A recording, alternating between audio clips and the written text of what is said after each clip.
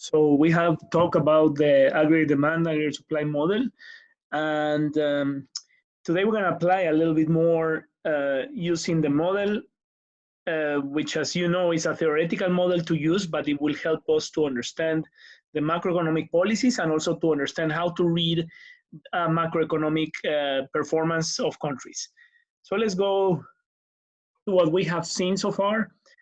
We said that economic growth could be induced or could be provoked or could be analyzed from the demand side, and also could be analyzed and provoked or induced or enhanced from the supply side. From the demand side, we were talking about enhancing economic growth using aggregate demand. And as we know, aggregate demand has all these components: consumption, investment, government expenditure, and net exports. So all of these or any of these are going to be helping economic growth to take place if they are enhanced. And we will say that any of these components of the aggregate demand are actually affected by government policies, okay? So government policies are the ones who are going to be allowing consumption to increase or to decrease, investment to increase or to decrease, while government expenditure by definition is related with government policies. And exports minus imports, any of these are going to be also affected by government policies. So very shortly, we will talk about that a little bit later, but very shortly, the role of taxes affecting consumption. So think about higher taxes will in turn produce lower disposable income. So remember, disposable income will be income after taxes. And lower disposable income will provoke consumption to decrease. Because now people have less money to use, so consumption, this big C, will decrease, and in turn, aggregate demand will what? Shift inwards, ceteris paribus. Same thing with investment. The role of taxes is crucial here because taxes will affect either consumption or investment or both, depending on which type of taxes. If they are consumption taxes, remember, taxes are indirect taxes that are on goods and services, or if they are taxes on income. Also, we can talk about taxes on corporations, so corporate taxes. Or sometimes we may have taxes on rent, depending on which type of rent we're talking about. So profits of businesses can be taxed independently than wages. So the taxes are going to be affecting investment as well. Higher taxes, lower investment, lower taxes, higher investment in turn. So consumption, investment are affected by taxes. How about government expenditure? Well, government expenditure is a decision of the government independently if the government has money or not. Think about it. If the government right now wants to build a hospital because it's needed to attend all these crises of the COVID-19, so it can build a hospital by making loans. So it doesn't mean that the government needs to have money in order to spend. So we may say government expenditure is not a function of taxes, okay? This is not true. So the government will not spend more or less if it has more or less money. The purpose of the government is actually to achieve the macroeconomic goals.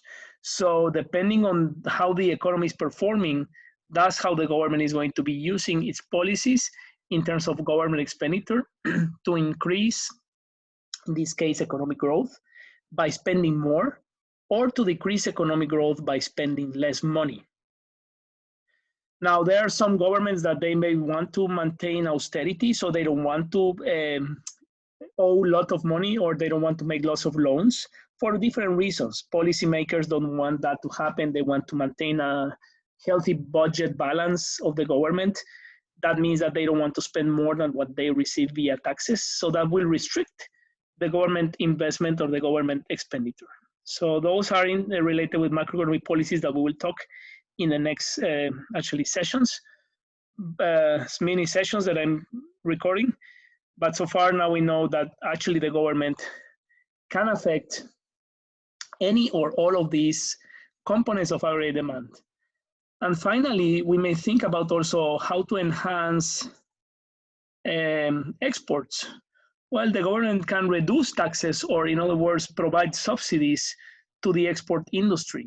So reducing taxes to exports or providing subsidies to exports will increase the export or the export revenue, or also putting tariffs. So tariffs is as we call taxes on imports. So tax on imports are tariffs. So if the government increases the taxes on imports, then imports are going to be reduced. So either expanding their exports or reducing the imports will make this equation more positive. And making this equation more positive means, again, the aggregate demand shifting outwards and therefore enhancing economic growth or enhancing production. We're saying we want to produce more because we will sell more goods abroad, or we will spend less money abroad and therefore consume more locally, for example.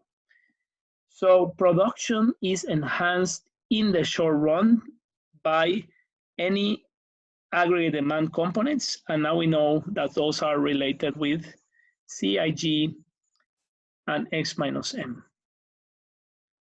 So I'm just gonna make sure that we underline a very important word here, which is enhancing production, okay? The word production is the interesting one. So there's also the supply side view.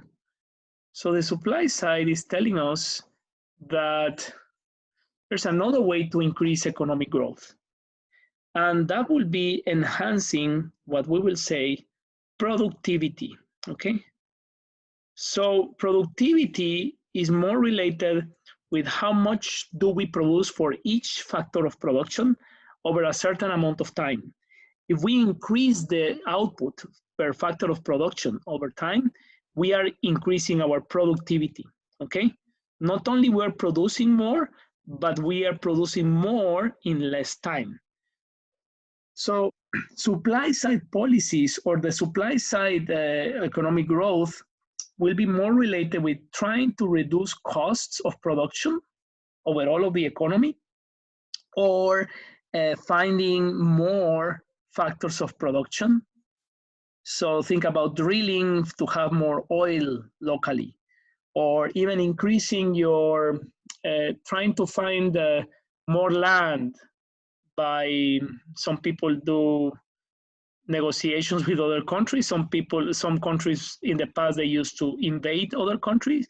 Some countries actually, they have islands and they are post-colonial, let's say, property of some countries, but they are not used. Now, if they want to use those islands in terms of producing, that will increase their production overall, but from the supply side, okay? Think about, we are making our resources to produce more, not because they are demanded more, but because we are using those in a larger scale, or we are increasing the amount that we have of production capacity. So the other one, which is also related with supply side policies, are increasing the productivity of the economy, meaning increasing the productivity of the factors of production, not necessarily increasing more factors, but making these factors, land, labor, capital, more productive over time. So the quantity of units are going to be increasing over each factor of production. How can we increase the productivity of our factors of production? Well, we may say physical capital, again, machinery, may increase the productivity of land, because now instead of using one cow to make the, to cultivate the land, now we can use a tractor. Now, instead of using a tractor, we may use a machine that is faster than a tractor, etc. So physical capital increases productivity of land. Infrastructure, let's say building more roads, increases productivity overall of the whole economy. infrastructure, thinking about roads and bridges and everything that publicly usually is what the government invests in terms of increasing productivity. That's called more the physical infrastructure. We can think about also infrastructure in terms of airports and ports and internet facilities and everything that allows the firms to be more productive. And technological changes also, increasing technology over time will increase productivity of factors of production. Increasing also sorry, I can't read here, but increasing human capital is what I think is down there. So increasing human capital also enhances productivity. What is human capital? Actually, human capital is education and health. So usually when we think about human capital, we're thinking about the ability of human beings to produce more over time. So healthy people can produce more. Healthy people can live longer as well. So one lifetime will be more productive if you're healthier than if you're not healthier. But also education enhances productivity. The more educated the people, the higher returns to the investment. So we think something called the returns on education. You are going to be more productive as you learn more and you achieve higher degrees of education formally. You will be expected to earn more money as you grow up and you are more educated. So human capital. But also there are other policies like enhancing the dynamics of markets. So increasing competition, reducing monopoly power, for example, that will increase the market dynamism, opening the borders to other countries, so increasing trade between countries. Less market disruptions, that is related with, again, lower taxes, trying to make people more productive because they want to have more money or make more profits, rather than the government just supporting artificially low costs by subsidizing, for example, a particular industry. So as you may think about the supply side policies, they are more related with market-based policies or neoclassical model. Remember that? The demand side are more related with whom? Well, we may think the demand side are more related with Keynesian policies. The supply side are more related with neoclassical policies. So we may say the demand side is also related with the short run. Remember the short run cycles? So we have the short run fluctuations. So growth will be related more in the short run when we think about a business cycle and the economy flowing between these business upwards. But the supply side is more the long run growth. So trying to make, I'm just going to make a very small sketch here, trying to make the long run trend have a slope or even a higher slope because the economy's productivity is increasing. Think about also in the supply side, we are talking about the long run aggregate supply shifting out, or again, we're talking about this long run trend starting to increase and increase and increase. It's not a flat line, but it's increasing over time. That means that the economy is more and more productive over time. Remember, we have time here, down here. And we have GDP over here, measuring monetary terms. So also the supply side model could be seen as enhancing the PPF. Remember, shifting out the PPF. So all of that is more related with the long run growth versus the short run growth that is more trying to make the aggregate demand to shift out as much as possible. But if you have reached the full employment level, then the demand side policies are not really helping to increase productivity, but just trying to fill in the gap of achieving full employment. Now, maybe your country would like to invest in business investment that is related with the aggregate demand shifting out. The more a country has, the more investment, also the higher aggregate demand. But also investment is part, remember, of capital. So investment pushes out the aggregate demand, but also pushes out the supply, the aggregate supply overall. So the whole equilibrium is actually pushed out when we increase investment or capital stock from firms. That being said, this is actually that Ivy long question that we were talking about. we can actually approach to this question by saying how the increase in investment affects aggregate demand and aggregate supply. Now we say that both of them are going to be affected, each of them at a time. And the IB questions, remember, they want you to analyze one thing and the other thing separately, okay? And then part B, that says an increase in aggregate demand may not lead to an increase in real national income. Think about how can we enhance aggregate demand shifting out, but not increasing GDP, which is the national income level. Remember why. So why is not increasing, but aggregate demand is shifting out? How that is possible? Well, it may not lead to more national income because the country has reached already full employment level. So once you have reached, remember the inelastic nature of the aggregate supply, it will only create inflation. So, but on the other hand, you may say, well, in aggregate demand could increase the national income when there's also a shift also from the full employment level by using aggregate supply policies. So you can actually engage into this conversation to what extent is this valid.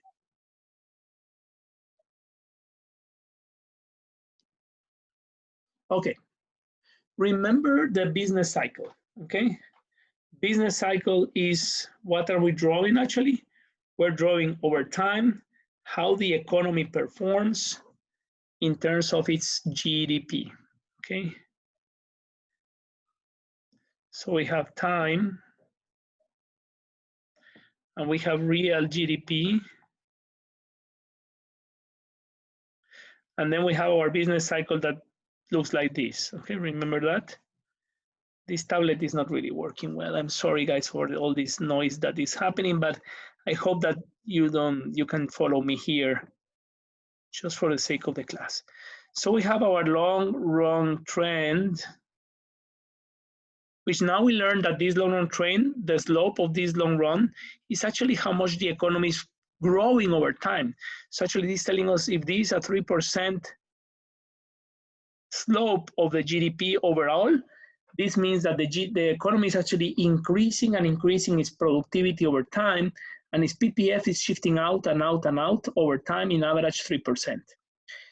Also, we may say the aggregate supply in the long run is increasing and shifting out over time. So we have a first aggregate supply, then another one and another one in the long run that is shifting out because the economy is able to produce more and more and more over time. Even if in the short run, we have fluctuations that sometimes we were producing below the full employment and sometimes above the full employment. Look at this. This is Canada. So the business cycle in Canada during the 90s, you can tell that something happened there between 1990 and 1991. Now, it's more than 6 months, it's actually a year, that GDP, this is real GDP, measured in monetary terms, decreased or dropped. So that drop is called a recession. Canada had a recession between the 90s. Then it started to recover, very small and let's say slow recovery, but it kept increasing and expanding over time. And again, it reached its former trend, let's say, or it actually helped to shape this trend that we're looking here from the 87 to 1999.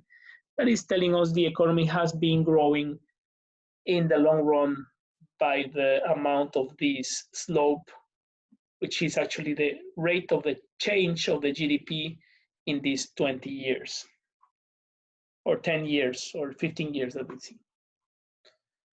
The USA, again, remember I told you, when you see this big hole here, this is the Great Depression. 1929, the economy collapsed, started to recover, and then collapsed back again and went up. It's a W shape, and then it recovered, and then it reached a new level of production with a new infrastructure that increases their productivity, because now we see the slope is actually steeper than the slope that they had before the big recession that was more or less like this, okay? So the overall long-run trend of the economy has been increasing over the last 100 years, as we see the business cycle here. Now, the interesting thing about this is that the dotted red line here is what we call the potential GDP growth rate. So we say the economy of the USA according to this evidence, looking backwards, has told us that using their factors of production the way that they are using it, the people that are working, the technology that they are using, everything that they are using with the amount of knowledge that they have and the time that they have this potential growth. So we may say, if this slope represents, let's say, a 4% growth each year in average, so we may say the USA, we may expect to have a yearly growth of 4%, and that's their potential, okay? Some years may go beyond 4%, some years may go below 4%, but overall their average or their potential GDP growth rate is 4%, okay? This could be 3 or 2 or whatever. I'm just figuring out maybe it's 4%, 3.5 or 4%. Remember, that's the running that I told you. In average, I run 5 kilometers. Some years I run 2 kilometers, some years or weeks I run 7 kilometers. But my potential in average is 5 kilometers per year. Again, this is how the economy has dropped. And then we see, what we see here is a gap. Let's look at this 2008 recession. So this was telling us that the economy was performing overall around its long-run trend, and it just fell down. Now, what can we see here between the trend and the current GDP in 2008 and 2009? Well, this gap is suggesting us that the economy collapsed below its full potential, doesn't it? It's below its full employment level or its full capacity to produce overall over time. So this is when we look at a recession, we call this the gap between the long-run trend and the current GDP is what we call a recessionary gap. This gap is telling us the economy is falling down below its full potential, because we have seen over time that the potential is this average that we have seen in the past, in this case, 20 years or 18 years. Actually, it's not, it's even less, 8 years.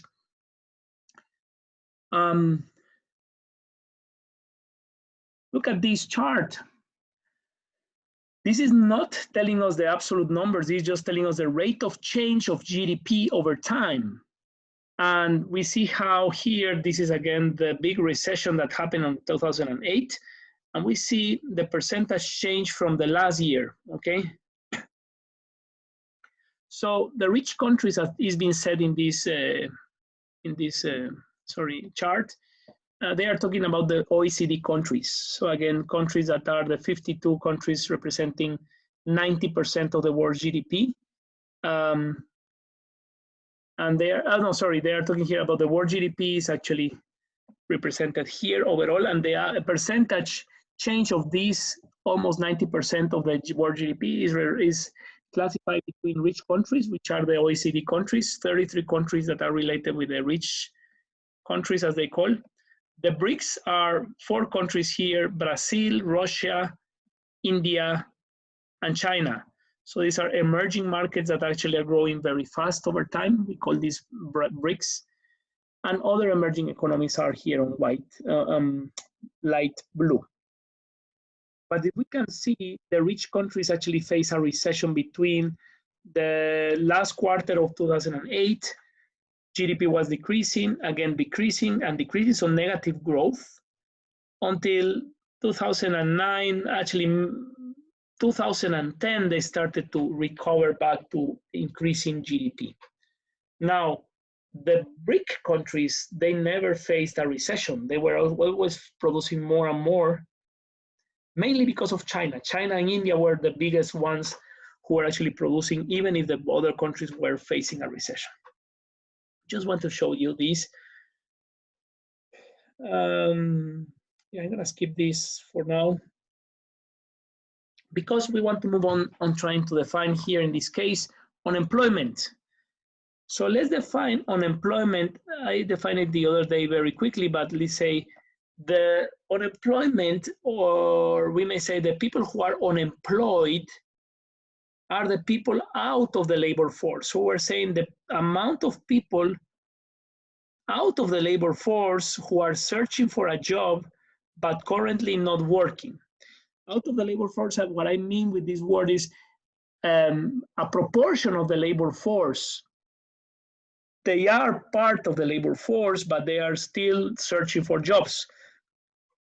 What is the labor force? So the labor force is from the total population. We take the people between 16 and 65 years old. So you could be in this group. However, you are not part of the labor force because these people should be legally able and willing to work. You may be legally able. Some of you who are in Canada, maybe you are not legally able, so you are not part of the labor force of Canada, but you may be legally able to work in your country. But the problem is, are you willing to work? So if you're not willing to work because you are a student, then you are not part of the labor force.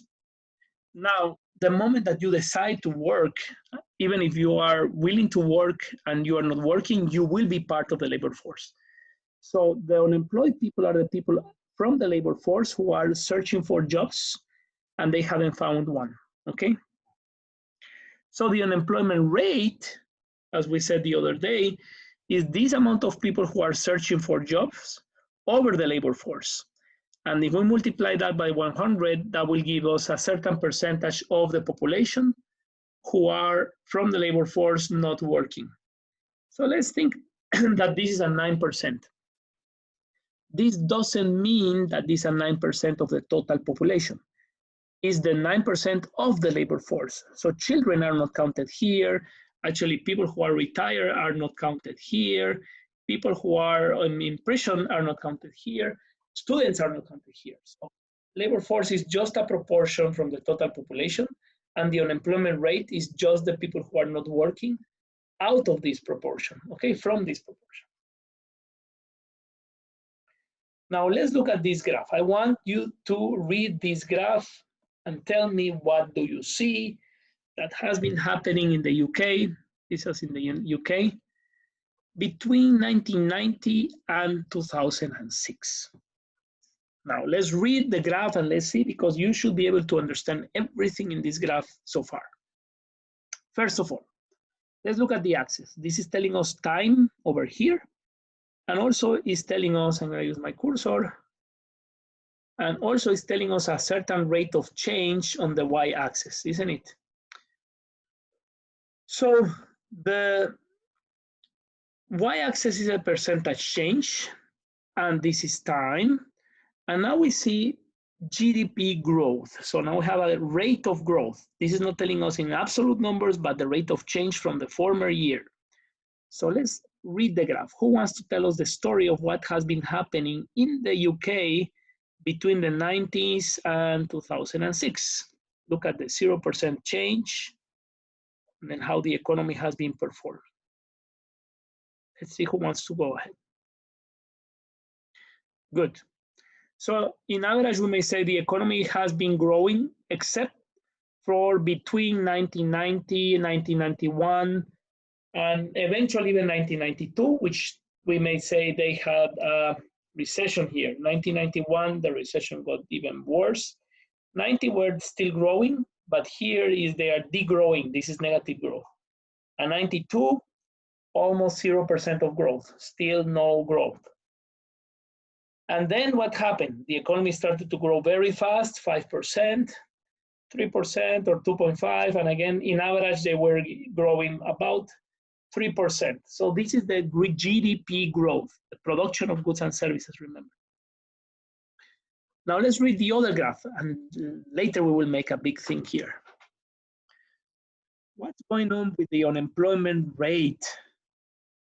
Remember, 5% of unemployment rate, and then suddenly what do you think here in the 90s? What do you think is happening? Unemployment rate is increasing. 1992, unemployment rate reached a peak here. Almost 10 out of 100 people were unemployed. 100 of the labor force. So 10% unemployed, that's a lot. And then you see the unemployment rate starts to drop. So more people are working. The economy actually starts to absorb all these people who were unemployed, and then the unemployment rate just dropped, okay? And drop until they reach more or less a 3% of unemployment rate on the last 5 years that we see there since 2002. So interesting here. Let's try to put these two graphs together. Look at this thing. The economy was actually facing a recession. What's happening with the GDP? Negative growth, but the unemployment rate increased, okay? And then growth starts to be positive, and then again it stabilizes at a certain rate of growth. And this stable rate of growth started to it was maintained, but what happened? The growth was absorbing all these people who were idle, who were unemployed, until the economy reached a stable rate of growth and a stable unemployment rate. Interesting point, because if the country is facing a stable rate of growth and a stable unemployment rate, we may say that the economy has reached actually its potential growth and its natural rate of unemployment, okay? Let's examine those concepts. A stable rate of growth is when the economy has reached a rate of growth that is not really changing a lot, is now the normal rate of growth of the country, and the employment is not changing a lot, is remain at around 3% of unemployment. So this is what we are going to define as the full capacity of the economy, or the economy reaching its full employment level. The economy has reached its potential growth by having even a 3% of unemployed people. What does that mean? That the people who are not working, these 3%, they are in between jobs. So that is okay for some people to be in between jobs because they are searching for another job. So that 3% is a healthy rate of unemployment in the UK because the economy is still growing at a steady pace and is not really absorbing more people, but this is a revolting amount of people. Sometimes they are unemployed, some people are employed, some people are employed, some people are employed, but they are producing what the economy actually produces in a stable way. Okay. So let's look at this other graph. Between 1990 and 1996, more or less what we were looking, this is the square that I put there, but this is the inflation rate. The inflation rate was really high. Remember the CPI, or the rate of change of prices? And then it started to decrease, and actually it was around 2% over the long run here. But some years, actually the inflation was about 3%, and then the inflation rate started to decrease, almost to reach a 0% of inflation. So actually the prices were almost not changing between these years. So what we will see here is that there's no pressure on the price level. The price level was actually decreasing, or even if it's not decreasing, that's not true. It was increasing, but at a very small rate, or it was remain almost stable. Okay, increasing at a 0% rate is not a big change on price level. Okay, 0.8, 0.5%, whatever we see here. And then after 2005, it started to go back again to a high level of inflation, and then we see. So given this information, now we have inflation rate, we have unemployment rate, and we have GDP growth. Now, given that information, we can use our Keynesian model to explain what happened in the UK over those years, okay? So I'm gonna try to use this graph to explain what does that mean. Hopefully this is going to work well. So remember that the inelastic part, now I'm using a Keynesian model. The inelastic part of the long run aggregate supply is telling us that this economy has reached its full employment level. Remember, full employment meaning that this is the maximum capacity of the economy, okay? Now, any point below the full employment level and the macroeconomic equilibrium, okay, this will be the gap that we're looking at as a recessionary gap, okay? The recessionary gap can be all the way here down. That is the gap between what the economy is producing and the full employment level of the economy, okay? Now, what is this gap telling us between Y1 and Y full employment? Just gonna clean this a little bit. So between Y1, sorry guys, between Y1 and the full employment level, this is actually an unemployed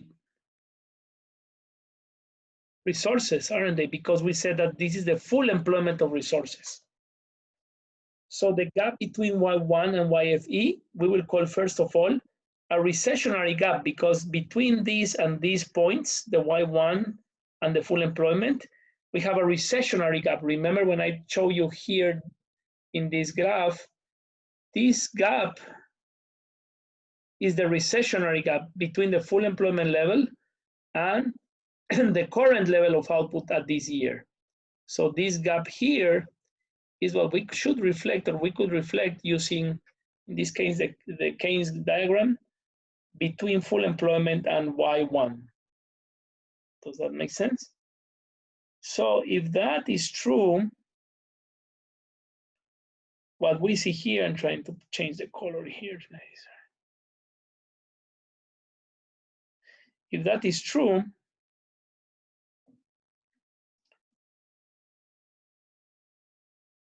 full employment. So now we see how the economy from Y1 started to, remember what we saw from the 90s to 2006, more or less on that graph. We're saying the economy started to grow. The growth rate was actually taking place. They started to grow, this was, the recession took place, but then again, I'm just gonna go back here. GDP growth started to grow at 1%, then 5%, or no, 4% almost, then 3%, 3.5, etc. So all this positive rate of growth, 5%, all this different rate of growth between one year and the next one is what we will see here that is starting to happen. The GDP started to increase, 3%, 4%, 5%, all of that is happening between these years. If we read Keynes, then what's happening with when the GDP is growing, again, is growing positively, but also what's happening with the unemployment rate. This gap is starting to become more negative, isn't it? The unemployment rate starts to decrease. Let's go back here. Yeah, the unemployment rate was about 10%. That could have been the gap. And then it started to decrease until we reach this level of output, okay? So the unemployment rate, which was this gap over here, starts to decrease as the GDP starts to increase, okay? So unemployment rate reduces from 9% to 5% to 3%, okay? And now we also saw that the inflation rate was really low, between 1 and 2% between these years, okay? So we may say the economy was still in this part of the aggregate supply that is not too steep, because the inflation rate, the price level was changing 1%, 2% each year, which was not really making a big pressure on prices, okay? So as AD was shifting out, growth was increasing, okay? Unemployment rate was decreasing, and inflation rate was also increasing, but at a slow rate, which was not too steep. If we have this information and this model, then this model makes sense. So this is Keynes, but one thing doesn't make sense, and maybe you have seen it already and you will ask me. What actually is not that obvious in this model is that, remember we saw the unemployment rate, and we saw, oh, the unemployment rate stops at 3%. Let me erase everything here. So the unemployment rate, when the economy reached what I told you it was its full potential. So after 2002, the economy started to grow at around 3% in average. Okay. But the unemployment rate also was about 3% in average. Okay. So the economy started to grow. So this was shifting out around 3% in average. So we may say, oh, the economy was increasing its potential each year at around 3% per year. Okay. And the unemployment rate remained at 3%.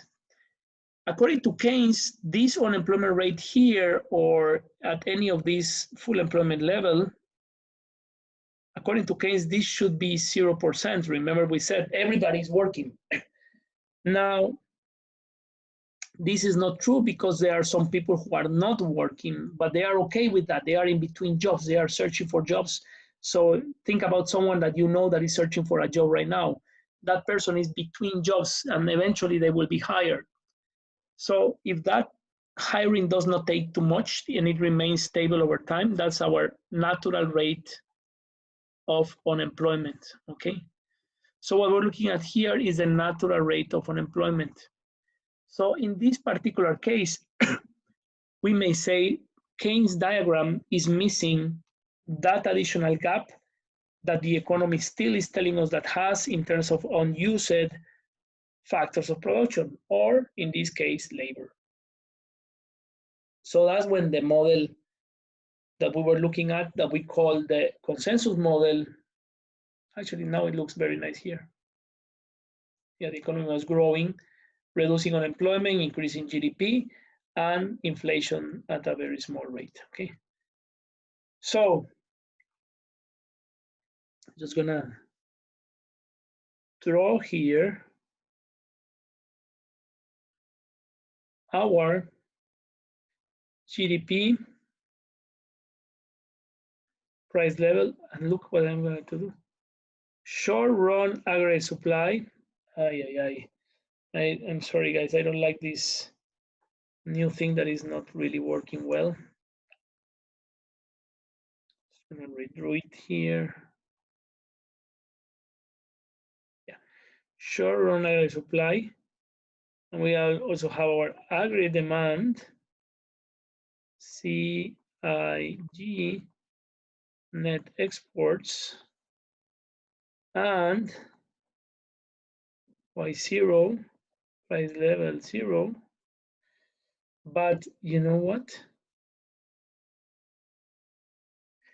This will be our full employment level. So we call the long run aggregate supply. And this gap between Y0 and full employment is the unemployment rate that we saw, okay? Now, if the economy was shifting out its AD,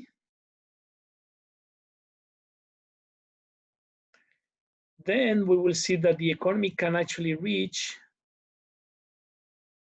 its full capacity.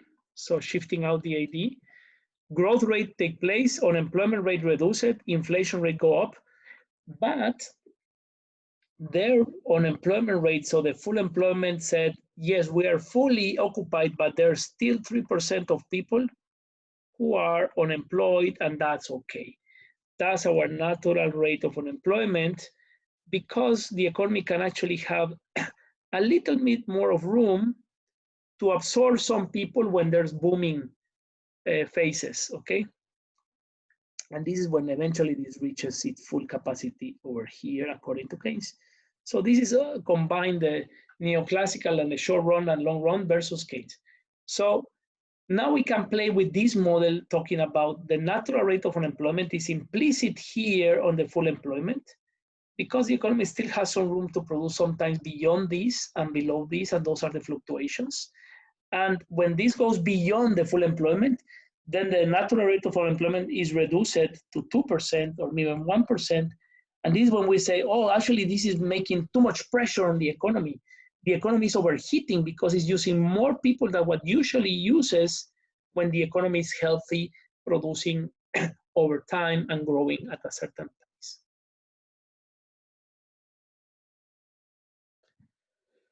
So when we see the potential GDP and the current GDP, this gap here is when we say, well, the economy is below its potential. So this is a recessionary gap that is starting to be filled all the way here until it reaches the full capacity. But anything beyond the full capacity, this is an inflationary gap. And we call it inflationary gap because the economy is overheating and producing beyond its full capacity. It's actually making people to produce faster and more, even if there are no factors of production that are more productive, but they are just using or overusing the current factors of production, and eventually they will fall down. Here we have a recessionary gap. Here we have an inflationary gap. Inflation is producing beyond its full potential or its trend. Recessionary gap is below its full potential or its trend. Okay. Recessionary gap, inflationary gap. Now, the less big are these fluctuations, then the more stable the economy is, because we may say prices are increasing not too much and the recessions are actually small. These fluctuations are okay in an economy to have. Some years we have a small fall down, some years we have more production, but overall the economy is pretty stable. It's not going up and down, which is really making a mess if this was the situation of an economy. Here will be too high unemployment, here will be too high inflation, and even if the economy is producing a lot, it's too much overheating, here is too much people idle. So the more closer the modulation of the short-run fluctuations are to its long-run trend, the healthier the economy. And that is the role of macroeconomic policies. Macro policies, once they want to maintain very small fluctuations, or the modulation of the waves should be pretty flat.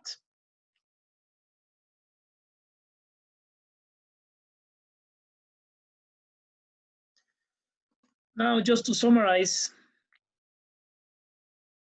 if there's a consumption-induced economy, let's say this consumption, the C is increasing, what do you think is going to happen with this economy? First of all, is it producing at the full employment or below?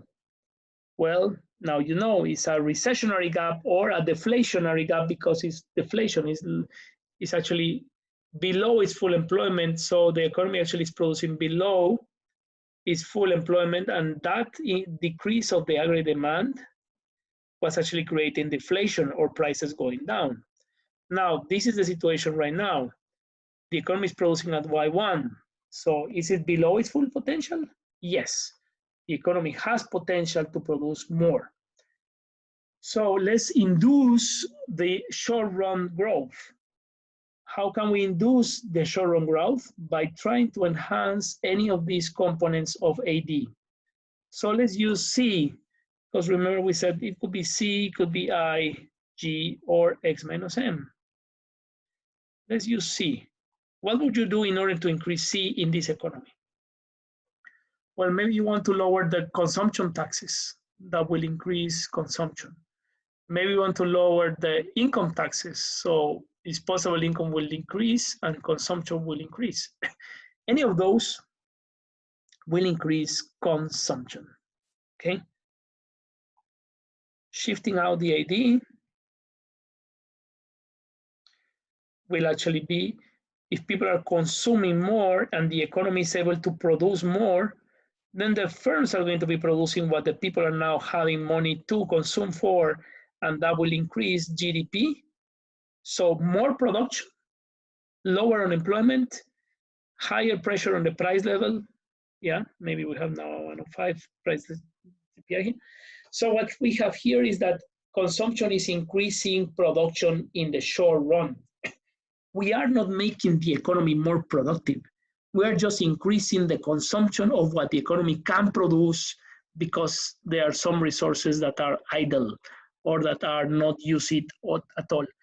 Do you think that this new equilibrium is still potential for this economy to produce? Yes, there is more. So the government maybe could pursue enhancing consumption or enhancing any of those aggregate demand components to reach or to approach to full employment level. Okay. The cost of increasing AD, actually the benefits are reducing unemployment and producing more money, but the cost is actually creating some pressure on the prices because now we are reaching our full capacity and the price level has increased. So that's one of the cost price level go up. What if the economy now, instead of just a demand side increase, let's say now the government wants to increase productivity or they just want to enhance investment. So investment is one of the components of AD, remember. If the government for some reasons is maybe saying, well, we're gonna actually lower the taxes for firms so they can import more machinery, or we're gonna try to provide some subsidies to investments that are related with tourism, for example, so you can build a small hotel. All that will increase AD because of the I shifting out, ceteris paribus, shifting the AD out. But also investment is part of the supply side because remember, this is increasing capital and capital is one of the FOPs. And if we are increasing investment, this means that we are increasing capital. Now our buildings are built, more buses, mini buses are now bought in order to transport tourism. All of that is making the economy more productive. That will shift out also the S1. So the aggregate supply shifted out, the aggregate demand shifted out. Look at this. There's not too high pressure on the price level. Actually, this economy, sorry about the mess here.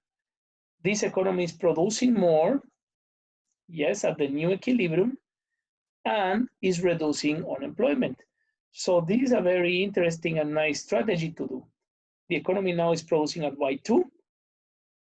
Price level was not really making any pressure because now we have more spare capacity, in this case of capital goods, that are actually allowing us to produce more and absorbing the people who are not employed, even if there are still some unemployment gap, because that's also important to mention.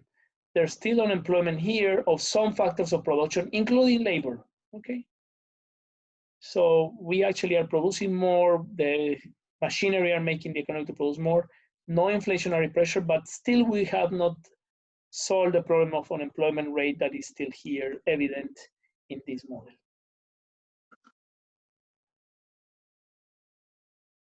There are two questions for you. What's the difference between full employment level of output and national level of output? And here are your answers. When all factors of production are used to produce goods and services, or when the economy produces at its full potential, or any point along the PPF.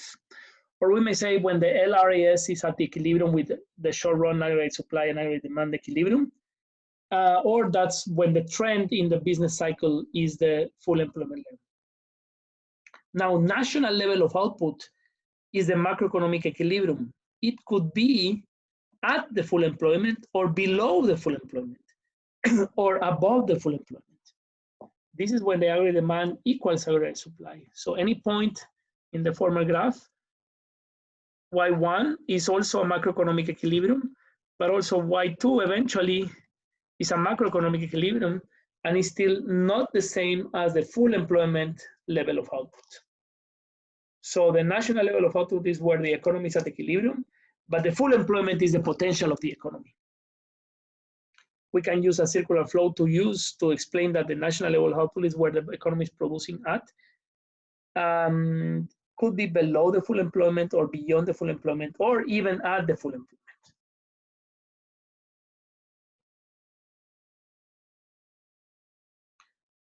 So we mentioned the inflationary gap and the recessionary or deflationary gap. Just to finish today, I'm going to use the model to show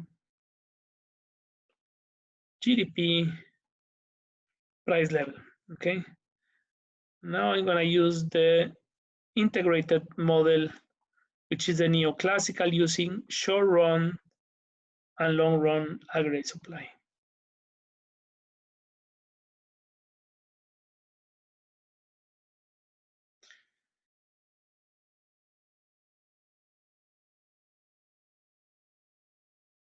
So what's happening with this economy right now, according to this diagram, this is just showing that the macroeconomic equilibrium is at the full employment level, isn't it? Just gonna try to clean this because of this mistake, this glitch that this has.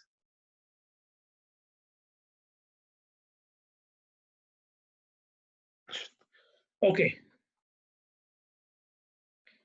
The macroeconomic equilibrium is at the full employment level of output as well. Now, if the economy is facing, we may say, is performing below its full employment at Y0, this gap that we see here is what we call the recessionary gap. Why? Because there's a recession taking place between full employment at current economic level. Something happened with the AD that is performing below what already has shown us that can perform. And also it's also called a deflationary gap because between these two equilibriums, CPI is actually lower. So there's a deflation taking place between these two equilibriums. Between equilibrium 0 and equilibrium 1, there's a deflation and also there's a recession. So we call it a recessionary gap, okay? Recessionary gap or deflationary gap. Deflation, recession. Now you have guessed maybe now what is an inflationary gap. So the inflationary gap is the opposite. When the economy is performing beyond its full capacity, that means that it's using its factors of production beyond its full capacity. So we are actually overheating the economy because now we are using more than what usually we use our factors of production to produce what we usually produce. Usually meaning in the long, sustained way.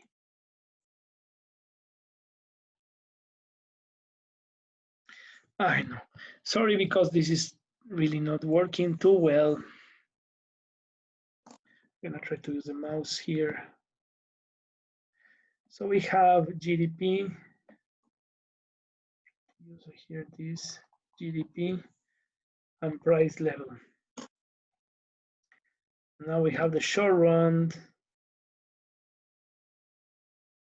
And then we have our long run aggregate supply.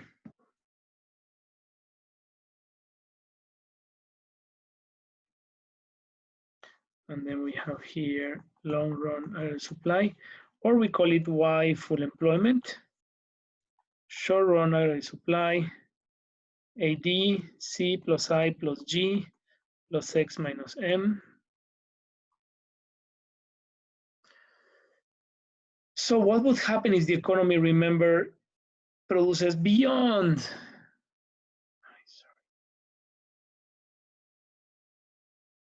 its full capacity? So the fluctuations are going beyond what usually in the long run we see that it performs, AD1. So the macroeconomic equilibrium, which is the macroeconomic output or the national level of output, is above the equilibrium of full employment. So that means that the economy is producing beyond Y1. It's actually booming a lot. It's booming, but it's actually not sustained because the economy will go back. We have seen in the business cycle that the economy will actually go back to its trend because the factors of production are overused here. So what's going to happen is that here the explanation will be if the workers are now perceiving that there's inflation, okay, now they are working harder, they are producing more, but everything is actually more expensive. And what happens in the short run? Their wages have not been adjusted. So it's either coming back to the former equilibrium if their wages are not adjusted. Actually, they will say, I would rather go back and not work as I was because I'm earning less money overall. So the economy will shift downwards because of less consumption, because of these people are now not working anymore. But also, so this is called actually this gap between YFE and Y1. This is gonna called the inflationary gap.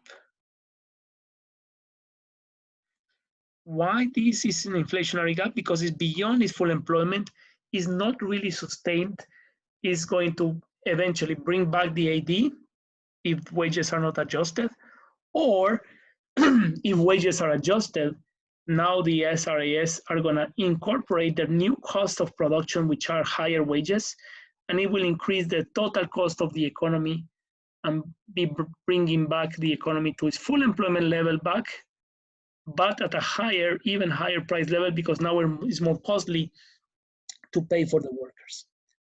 So the whole spiral here is called the inflationary spiral, but this gap was created the inflationary spiral. So we call this inflationary gap beyond full employment.